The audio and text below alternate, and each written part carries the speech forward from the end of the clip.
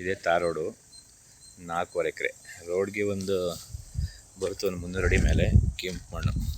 ಈ ಪಿಂಚಿನ ಪಕ್ಕದ ನೋಡಿ ಮಣ್ಣು ಈ ಥರ ಇದೆ.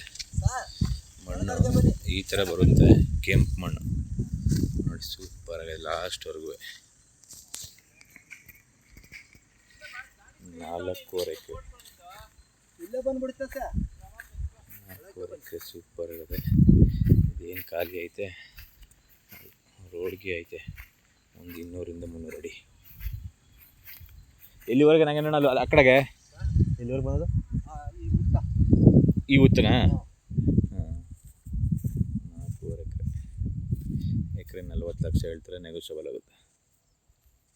ಇದು ಏನು ಖಾಲಿ ಕಾಣ್ತಿದೆ ಈ ಜಾಗ.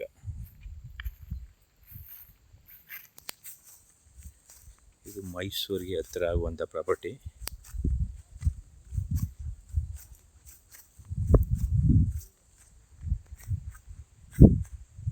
ನಾಲ್ಕೂವರೆ ಎಕರೆ ಕೆಂಪು ಮಣ್ಣು.